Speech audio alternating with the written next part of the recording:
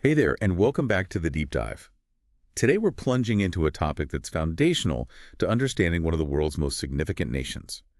The forces that shaped India's foreign policy right from the moment it gained independence. We got a great stack of sources from a listener just like you, curious about the why behind India's early global stance. That's right. We're going to take these materials and really dissect the foundational elements, the core DNA, that determined how India, as a newly sovereign entity, began to interact with the complex and rapidly changing international community after 1947. Think of it as exploring the blueprint.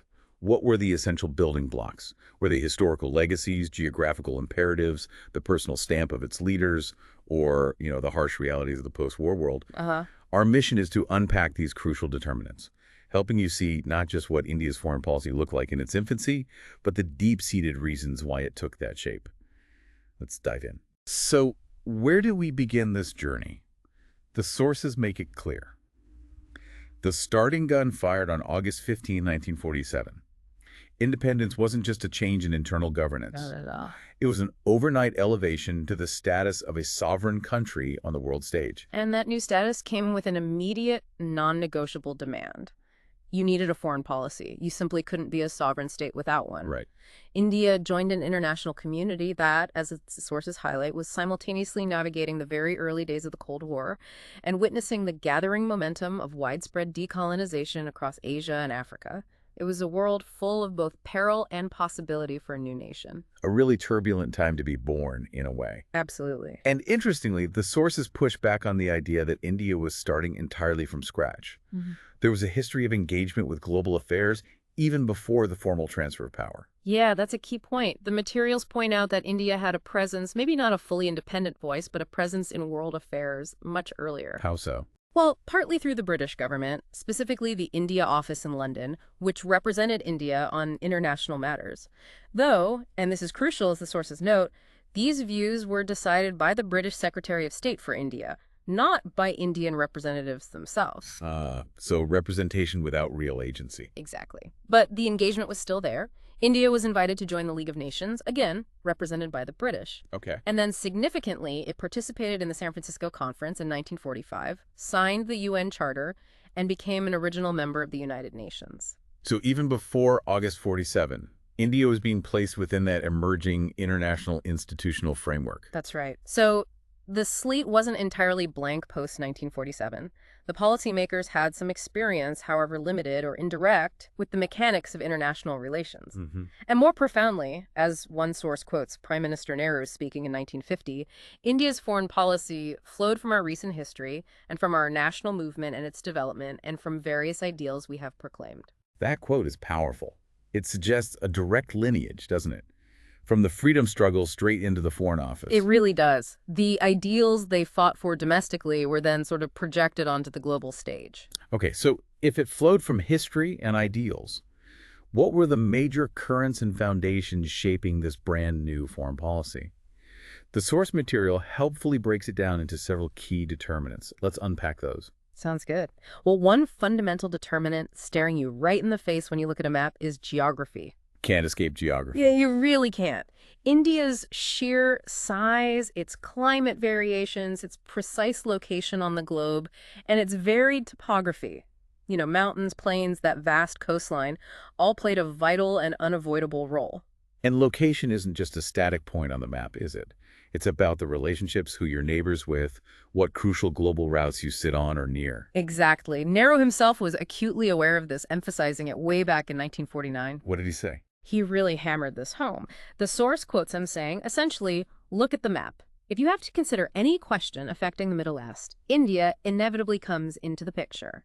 If you have to consider any question concerning Southeast Asia, you cannot do so without India. Wow. He saw India as a kind of geographical pivot, a meeting ground between the Middle East and Southeast Asia, and even bridging what he termed the East and the West. That's a powerful image, India as the essential bridge or hub. It is, and this strategic position means India's security and its fundamental interests are inherently intertwined with the stability and future of these surrounding regions. What happens there directly impacts India's backyard. Right. You can't isolate yourself. Impossible.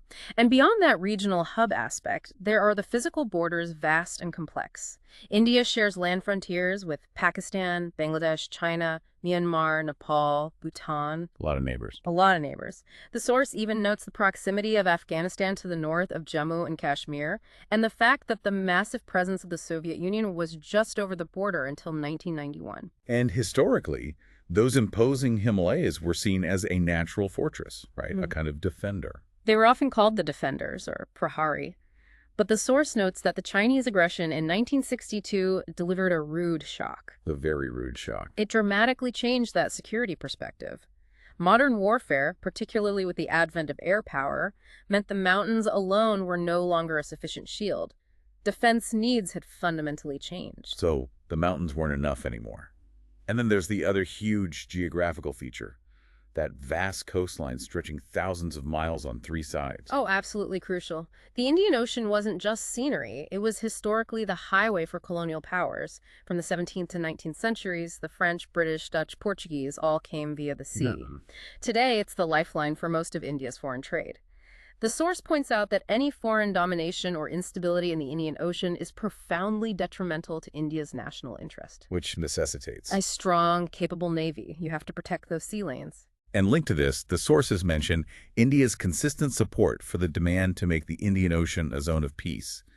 That connects directly to national security. It does, and maintaining good relations with other naval powers in the region, including established players like the UK and USA, who have that significant base at Diego Garcia, becomes vital for managing these extensive maritime interests. So geography isn't just a backdrop. It actively creates both immense opportunities because of the strategic location and significant vulnerabilities because of those extensive land and sea borders. Absolutely. And this fundamentally shaped the need for defense capabilities and compelled India to adopt a foreign policy focused on regional stability and cultivating good, even if sometimes difficult, neighborly relations. It's striking that even with the really difficult history and conflicts with neighbors like Pakistan and China, the sources emphasize that India's stated underlying desire has always been for good neighborly relations and peaceful dispute resolution. Well, it's seen as being in India's own long-term mutual interest, even if achieving it has been challenging, to say the least. The source does specifically mention that the persistent hostile attitude of Pakistan, rooted in partition and the two-nation theory, has been a constant primary security concern shaping foreign policy from day one. And the proximity of major powers during the Cold War, Communist China, the Socialist USSR nearby, that must have been a huge factor too.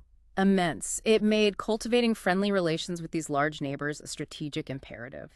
But this had to be carefully balanced with the historical ties and shared democratic values with Western countries like the UK and USA. Because they also provided important links, right? Like military training structures inherited from the British. Exactly. So it was always a balancing act dictated in large part by where India sat on the map. Okay, so geography is fundamental.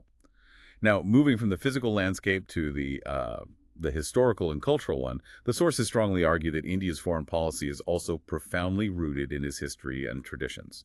Yeah, this isn't just about the relatively recent history of the independence struggle, important as that is. It's also about the weight and heritage of being an ancient civilization and culture. How did that influence things? Well, the source quotes V.P. Dutt, arguing this rich legacy gave India a deep consciousness of its heritage and made it unwilling to accept the role of a client state or a mere camp follower in international affairs.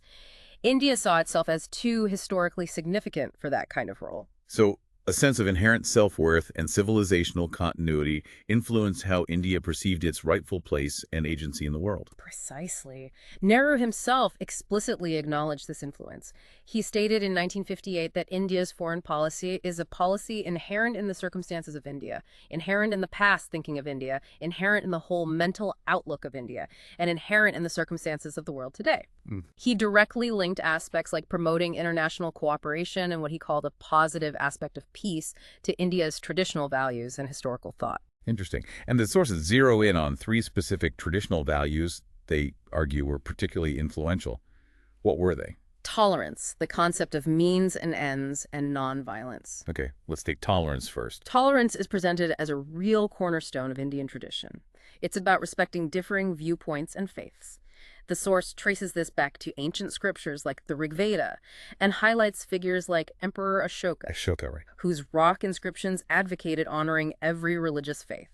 Mahatma Gandhi is also quoted saying, "Hinduism teaches worshiping God according to one's own faith, which fosters peace among religions." This inherent tolerance certainly seems to have domestic reflections in India's secular constitution.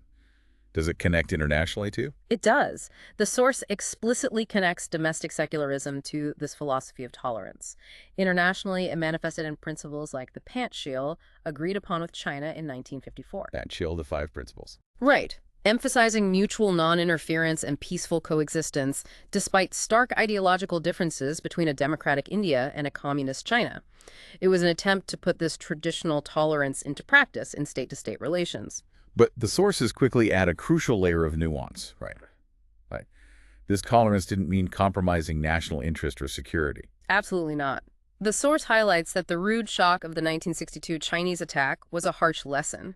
Following this, India systematically and significantly built up its defense capabilities. And much later, by testing 5 nuclear devices in 1998, India declared itself a nuclear weapons state. This demonstrated a clear willingness to prioritize national security and deterrence, even if it meant potentially deviating from an abstract ideal of tolerance towards military power when faced with perceived existential threats. So tolerance, but not weakness. Exactly.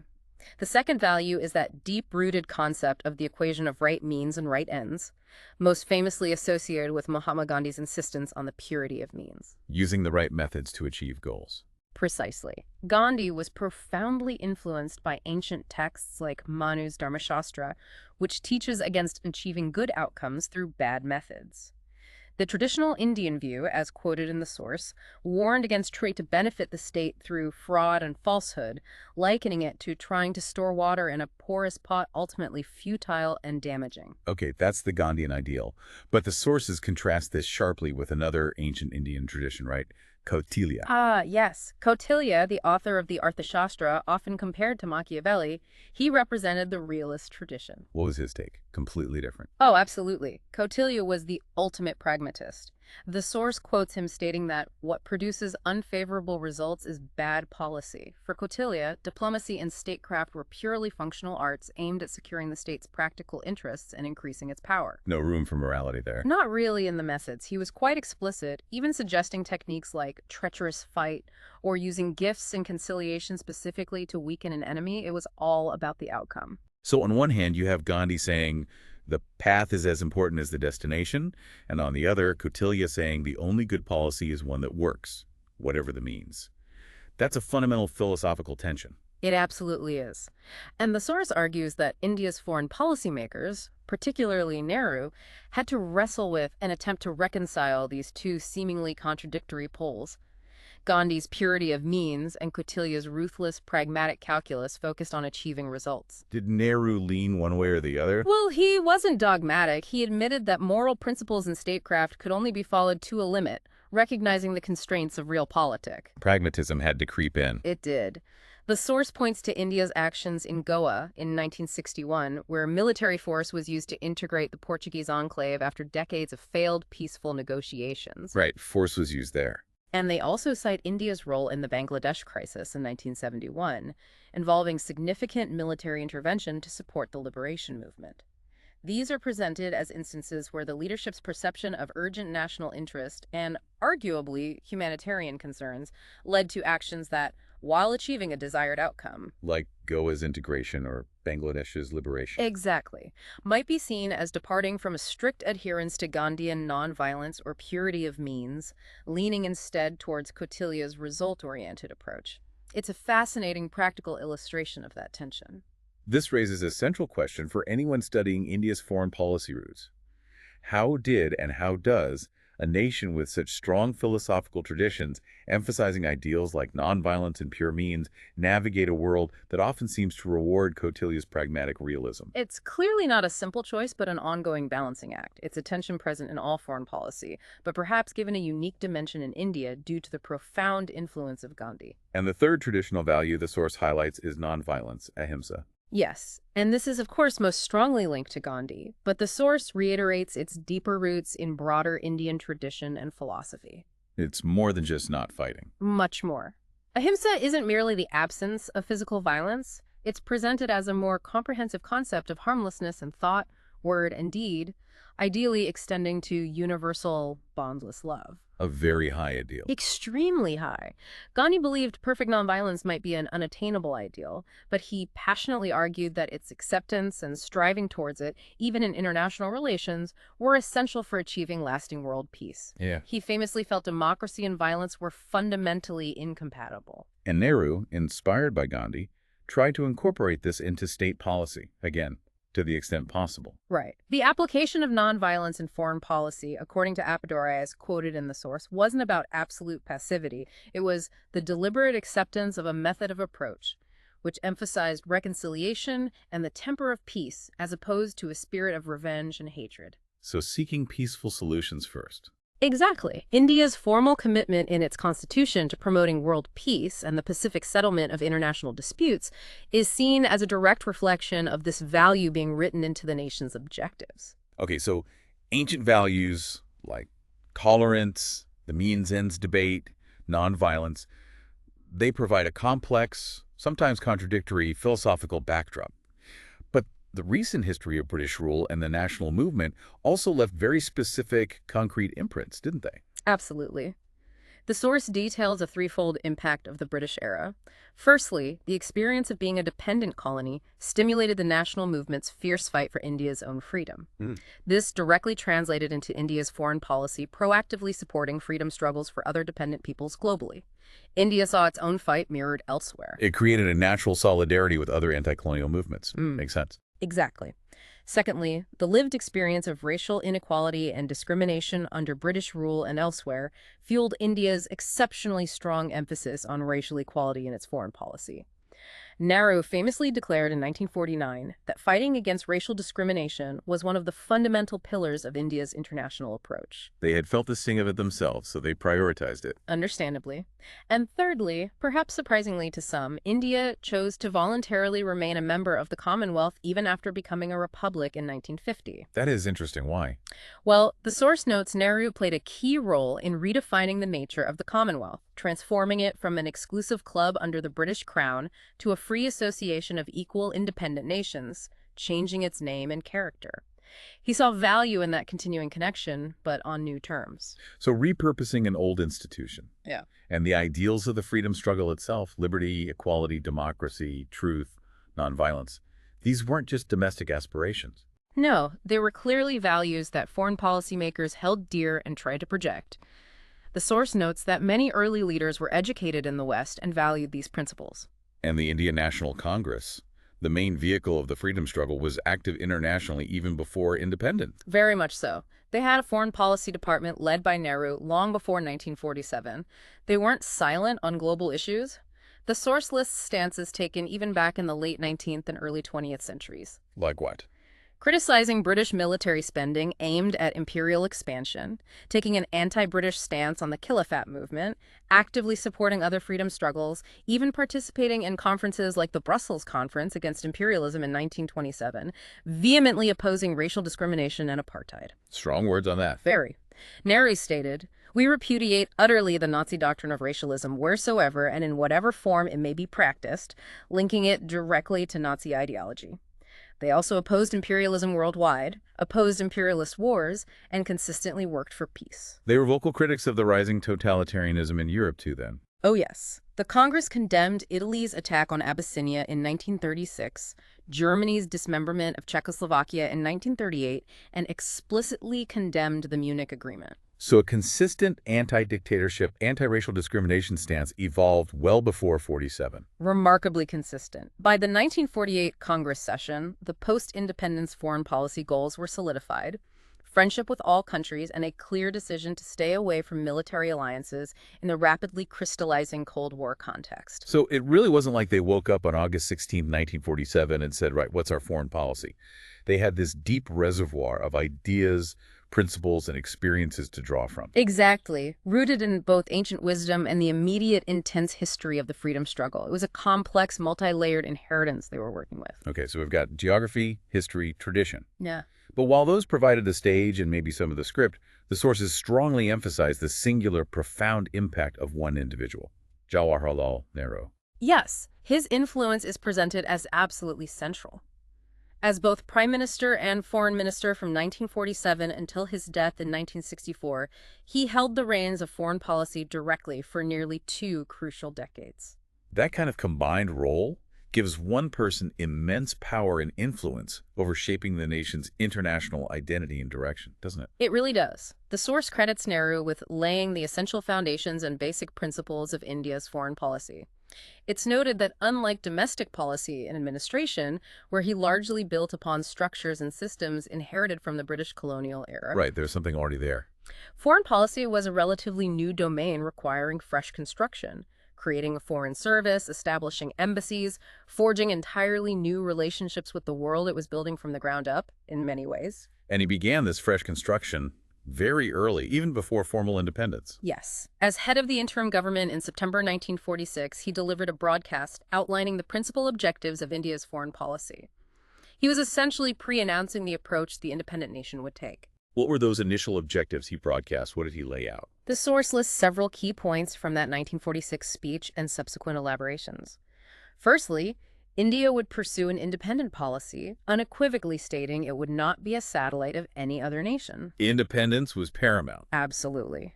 Secondly, it aimed to develop close contact and cooperate with all nations for the broader cause of world peace and freedom. Thirdly, India declared a particular interest in the emancipation of other colonial and dependent countries and peoples, reflecting its own recent struggle. That's solidarity again. Yes. And fourthly, it sought the recognition of equal opportunities for all races globally, directly addressing the issue of racial discrimination. Later speeches added objectives like the rapid economic development of India and protecting the legitimate interests of people of Indian origin living abroad. That's a remarkably comprehensive and ambitious agenda for a nation just on the cusp of independence. It clearly positions India as a principled actor with its own distinct interests and global concerns. It really was. And the source portrays Nehru as a figure uniquely equipped to bridge and synthesize diverse intellectual and philosophical influences. How so? Well, Michael Breacher is quoted describing him as a fusion of patriotism and internationalism, socialism and liberal democracy, and even Gandhian idealism and Churchill's realism. Quite a mix. Bit of everything. The source also notes his intellectual admiration for figures like H.J. Lasky, a British labor thinker who sought to synthesize liberalism and Marxism.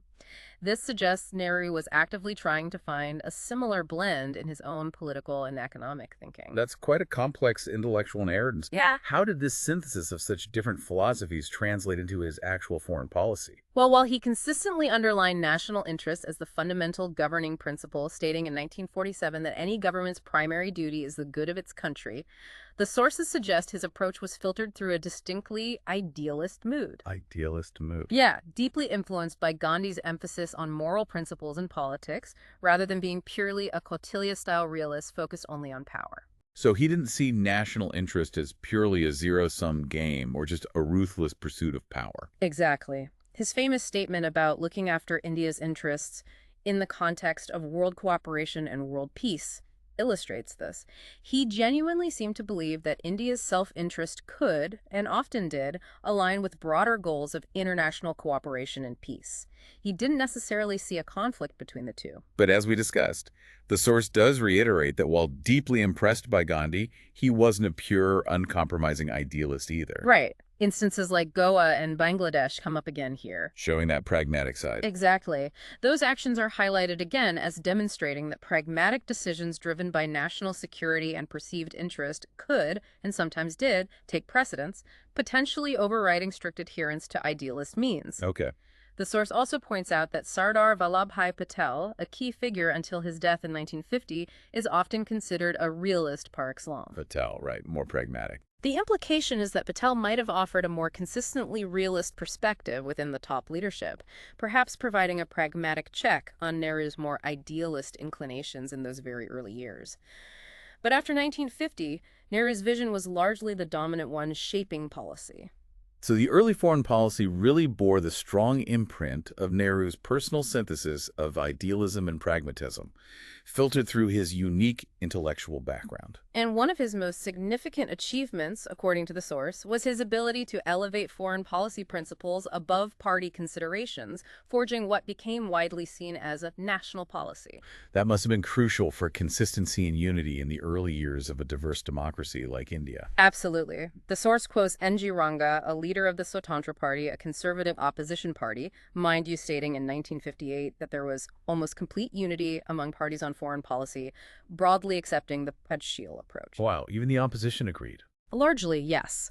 This consensus building around pillars like peace, anti-colonialism, and non-alignment was a major success, embedding these principles across the political spectrum, at least for a significant period. And speaking of non-alignment and Panchsheel, the sources directly attribute the conception and promotion of these key principles to Nehru's original thinking and leadership. They do. Non-alignment, conceived in the context of the emerging Cold War power blocs, is described as India's most distinctive contribution to international relations theory and practice, originated by Nehru. It wasn't just passive neutrality, was it? No, it was meant to be an active stance of independent judgment and engagement, and it resonated globally, eventually attracting over 100 states to form a powerful movement. Panchsheel, those 5 principles of peaceful coexistence, including mutual non-interference, was his second major contribution mentioned, aimed at guiding relations between nations with different systems. So Nehru's personal vision, his capacity for intellectual synthesis, his leadership in building a national consensus, and even his personal standing and charisma, they're all absolutely central. Yes, charisma comes up too. As the source defines it, it's about special gifts of mind and character leading to exceptional personal power and the capacity to command allegiance. And Nehru had that. The source highlights his remarkable stature, his integrity, courage, and the sense that he sought power only for a larger cause. Quotes from figures like Gandhi: "He is as pure as crystal. He is truthful beyond suspicion. The nation is safe in his hands." And even Winston Churchill: "Here is a man without malice and without fear," are used to underscore the profound respect and trust he commanded, both within India and internationally. It paints a compelling picture of a leader who wasn't just implementing policy, but actively defining and embodying it at a really pivotal moment in history. Okay, so despite the strong influence of ideals, historical traditions, and the towering personality of Nehru, the sources are unequivocal on one point. National interest remained the most important governing principle. The ultimate compass. Exactly, the ultimate compass guiding Nehru's foreign policy, just as it is for any state. He wasn't naive about this fundamental reality of statecraft, was he? Not at all. The source quotes his very practical statement to the Constituent Assembly in 1947. "In the ultimate analysis, a government functions for the good of the country it governs, and no government dare do anything which in the short or long run is manifested to the disadvantage of the country." To the bottom line. That's the bottom line. However, as we touched upon with that Gandhi-Kautilya tension, Nehru's conception of national interest was notably filtered through an idealist lens compared to perhaps more traditionally realist leaders. How so? He genuinely believed that India's legitimate interests were compatible with the legitimate interests of other nations, and that cooperation could ultimately serve India's self-interest. The sources highlight a theoretical debate here. Realism versus idealism, noting that modern Indian thinking on international relations, at least in its foundational phase, had a stronger accent on idealism compared to the dominant realist schools in many other countries. J. Bandyopadhyay's analysis is cited. Right. Realism, as the source describes it, sees national interest primarily in terms of power, views international politics as an inevitable struggle for power, and considers war a legitimate instrument. Kautilya is presented as the ancient Indian equivalent, and thinkers like Morgenthau as modern proponents. And idealism. Idealism, by contrast, links national interests with universal moral aspirations like peace and brotherhood, symbolized in India by figures like Emperor Ashoka and Mahatma Gandhi. So India's initial foreign policy, while rooted in pragmatic national interest, chose to frame and pursue that interest through a distinctly idealist-leaning approach, a kind of pragmatic idealism or an idealism tempered by realism. That's a good way to put it, precisely.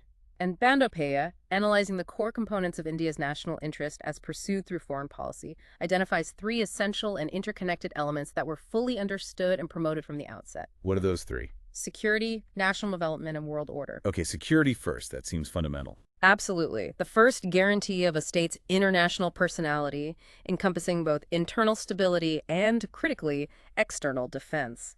The sources acknowledge that while India took measures, the humiliating defeat-like situation inflicted by China in the 1962 war starkly exposed weaknesses and raised significant doubts about the long-term effectiveness of initial security measures. So security isn't static. It's a constant concern. A constant, demanding concern that profoundly impacts foreign policy. And the second component, national development. Described as a categorical imperative for a large, newly independent nation striving to lift its people out of poverty and build a modern economy, economic progress wasn't just an internal goal. It affects foreign policy, too. Definitely. It was a core component of national power, stability, and the very capacity to act independently on the world stage.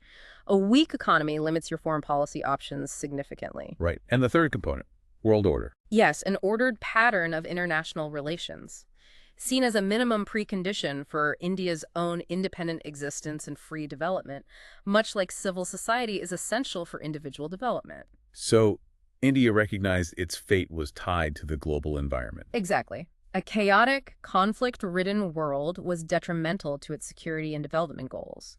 Therefore, striving for a stable, conflict-free international system based on peace, cooperation, and understanding among sovereign states was not just an ideal, but a pragmatic necessity. The source notes India's commitment to this goal right from the day India signed the UN Charter. There's a particularly intimate relationship highlighted between security and development, isn't there? They aren't separate tracks. Not at all. They're deeply intertwined. Foreign policy is heavily influenced by a nation's economic needs, the need for trade, investment, access to resources, and critically, foreign aid. And vice versa. And conversely, national development is profoundly influenced by the outcomes of foreign policy securing aid, finding markets, and maintaining a peaceful environment conducive to growth. This interplay directly informed India's approach to rapid economic development, leading it to actively seek foreign aid, but crucially, without attached military or political strings. Yes, seeking aid from any available source. This need for widespread economic assistance tied directly into and reinforced the policy of non-alignment. That's so. By staying out of the military power blocs, India positioned itself to receive aid and assistance from both the Western and Soviet blocs, as well as multilateral institutions like the World Bank and IMF, without being forced to choose sides or compromise its political independence. A pragmatic approach to getting resources.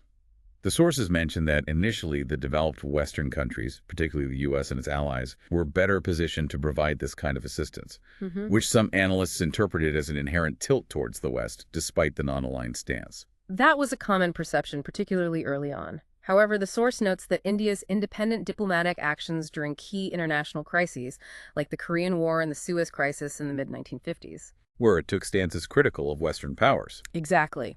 That helped change perceptions in the Eastern Bloc and open doors for closer ties and assistance from the Soviet Union and its allies. And then the signing of the Indo-Soviet Treaty in 1971, just before the Bangladesh War, that really fueled criticism from the West, didn't it? Oh, yes.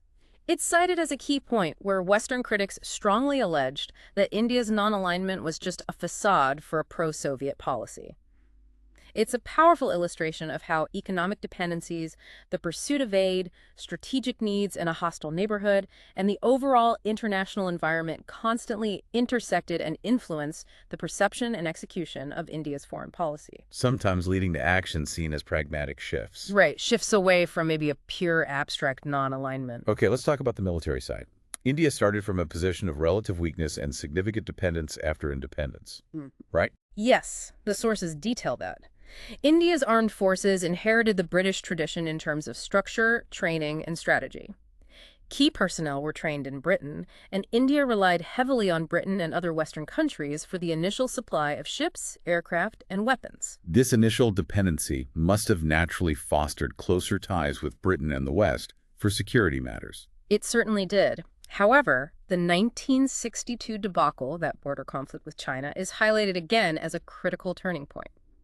A profound shock that triggered a major reassessment of India's defense strategy and military preparedness. A real wake-up call. And this shock led to a decisive shift. Absolutely. It spurred a conscious, accelerated drive to achieve greater self-reliance in defense production and significantly broaden the sources for acquiring weapons beyond traditional Western suppliers. India began looking much more seriously toward the Soviet Union and other countries for military hardware. And the sources suggest this shift, this drive for self-reliance, paid off relatively quickly. Yes, they note that within a relatively short period after 1962, India's defense forces were significantly upgraded and capable enough, even incorporating Indian-made equipment, to successfully repulse Pakistan's attack in 1965. It must have boosted confidence. Immensely.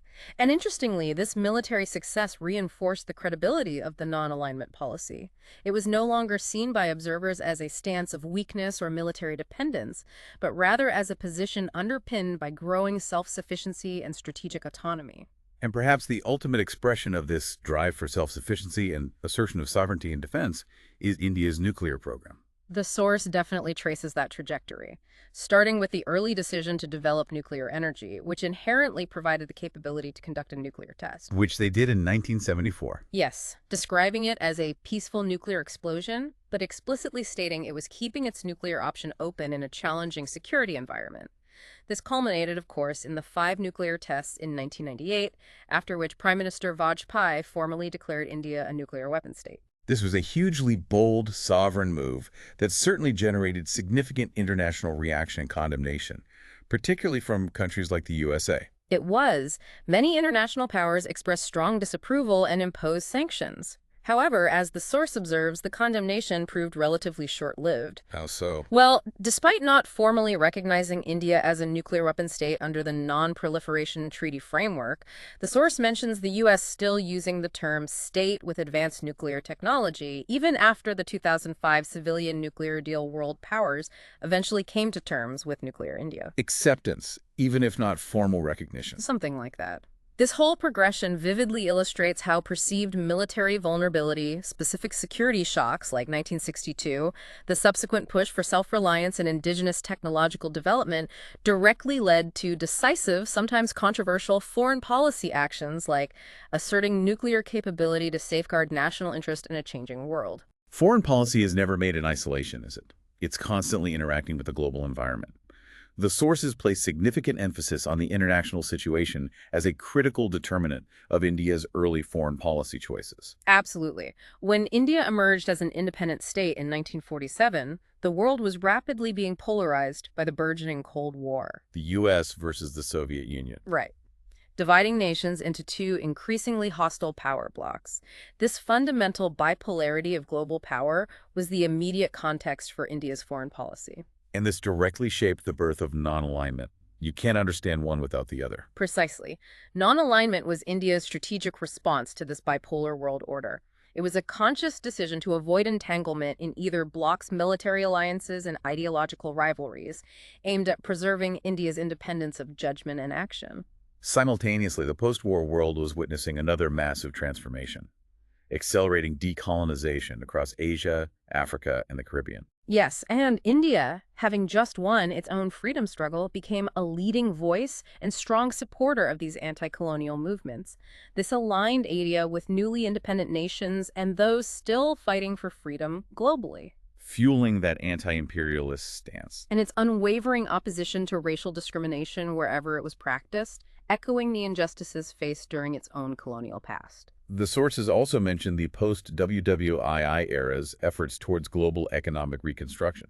How did that play in? Well, that led to the establishment of major international financial institutions like the World Bank and the International Monetary Fund, the IMF. The Bretton Woods Institution. Exactly. India, as a developing nation with significant economic needs, saw these institutions as resources and actively engaged with them to support its rapid development goals, seeking aid and assistance within this new global financial architecture. And the ideological clash of the Cold War liberal democracy versus Marxism-communism, that was another defining feature of that international environment.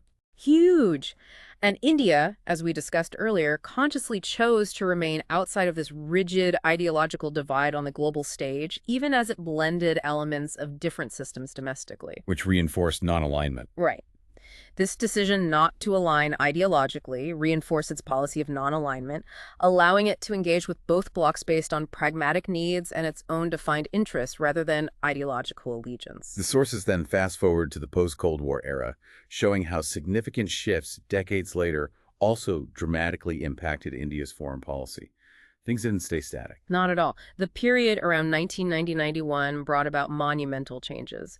The disintegration of the Soviet Union, the collapse of communist regimes in Eastern Europe, the reunification of Germany, The fall of the Berlin Wall. and the emergence of the United States as the clearly dominant sole superpower. This fundamentally ended the bipolar world order that had defined India's strategic environment for over 4 decades. A completely new world, really.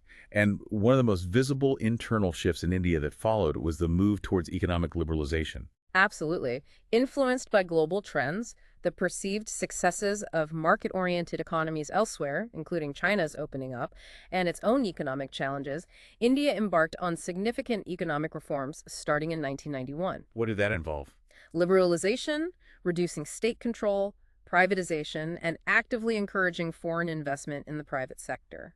The source presents this as a direct and substantial influence of the changing international economic environment and the perceived need to integrate more fully into the global economy.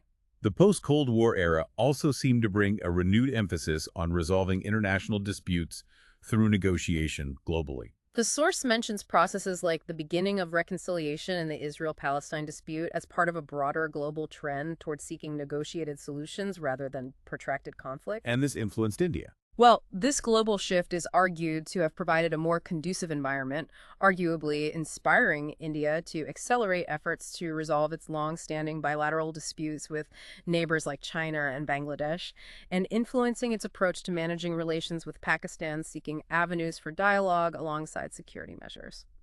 And finally, the sources highlight India's stance on the Comprehensive Test Ban Treaty, CTBT, in the 1990s as a defining foreign policy moment in this new era. Yes, that was significant. India vetoed the CTBT text at the Conference on Disarmament in Geneva and subsequently refused to sign the treaty as adopted by the UN General Assembly. Which led to the 98 tests. Exactly. Culminating in the 1998 nuclear tests, quickly followed by Pakistan's tests.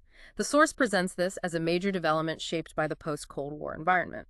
In a world no longer constrained by rigid bipolarity, where India perceived new security challenges, like nuclear neighbors, and saw an opportunity to assert its technological capability and sovereign right to determine its own security needs, taking such a bold step became a viable, if controversial, foreign policy option. So India's foreign policy wasn't just a static set of principles defined in 1947.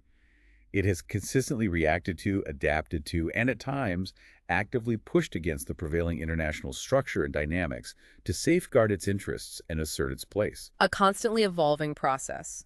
The sources also delve into the role of ideology as a final factor shaping foreign policy. They note historical examples like ideologically driven fascist alliances or the fundamental anti-communist or anti-capitalist stances that fueled Cold War policies. How did ideology specifically apply to India's early foreign policy? Was there a single dominant belief system driving it? Well, the source argues that India's leadership, particularly Nehru, was notably not committed to any single extreme ideology. Not rigidly ideological. Right. Nehru, as the principal architect, was described as being deeply impressed by both the liberal democratic ideology prevalent in the West and the economic policies and planned development model adopted by the Soviet Union. This again points to that synthesizing quality you mentioned earlier in his personality section. He liked to blend things. Exactly.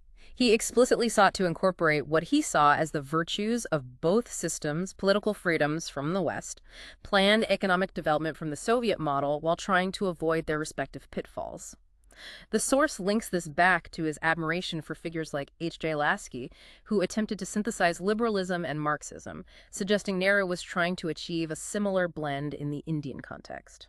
And the non-alignment policy is seen, at least partially, as a reflection of this ideological blend, not just strategy. Yes, the source suggests non-alignment wasn't just a strategic geopolitical choice in the Cold War context.